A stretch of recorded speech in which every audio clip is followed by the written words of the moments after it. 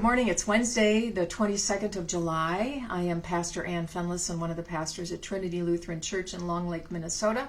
Really glad that you're here today for this brief ministry moment. As I mentioned on Monday, I'm enjoying some time away, vacation, and I didn't want to stop recording these, so I'm recording a bunch ahead of time for you because I enjoy this time with you, and I hope you enjoy this time as well. So what I've been doing, my intent is to read some daily devotions to you from some of my favorite devotional books. Today's is Every Morning New, and it's written by the Chilstroms, Herb and Corinne, and those names might be familiar to you. Herb Chilstrom was the bishop of the ELCA for a number of years, and very faithful man and family. They experienced quite a hardship in their life. Their son Andrew took his own life, and that really ended up coloring everything they did after that. Corinne wrote a book about it, and as you'll see by this devotion, Andrew's never far from their thoughts.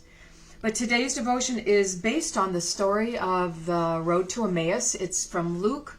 It's the post-resurrection. It happens on the day of the resurrection where two people are walking to Emmaus, and this person appears on the road and engages them in conversation. They tell them all about what happened, and then they get close to the village that they were going, and here's what happens.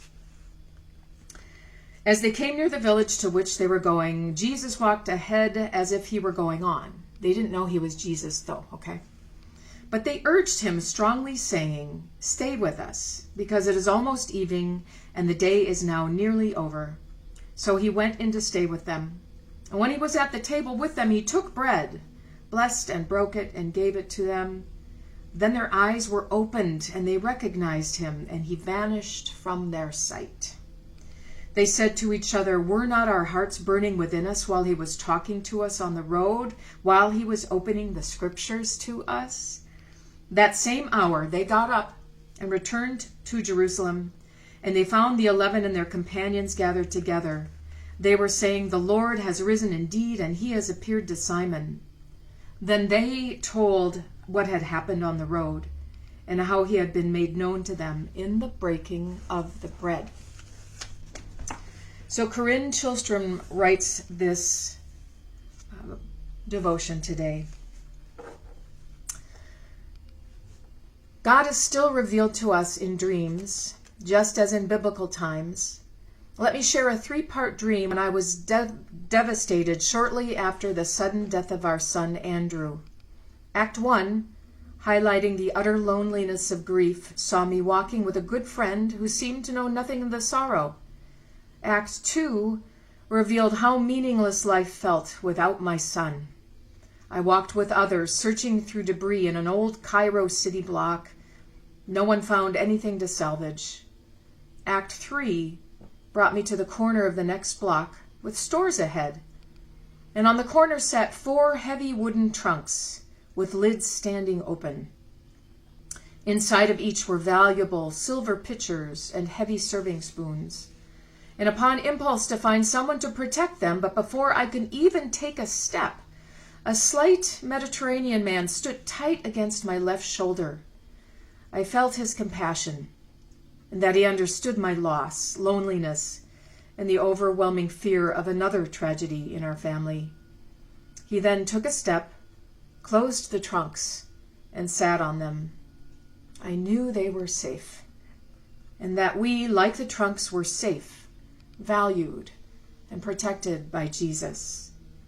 He had purchased our salvation, not with silver or gold, but with his innocent suffering and death. Jesus forewarned his disciples, in a little while they would not see him, but later see him again. In today's reading, they did not recognize the resurrected Jesus until he opened their eyes, and then Jesus vanished. Or more specifically, he became invisible, so they could not see him. He was still there, but they could not see him. Whether today you see him or not, Be very sure Jesus is as close as your left shoulder. It took a dream to make me sure. He knows our every thought and fear. He is beside us to guide us, stepping ahead of us to protect us, and within us to comfort us. That from Corinne Chilstrom. Folks, wherever you go, whatever you do today, whatever your state of mind is, if you're happy or sad or lonely, Jesus is with you. May that comfort you. And I'll see you next time.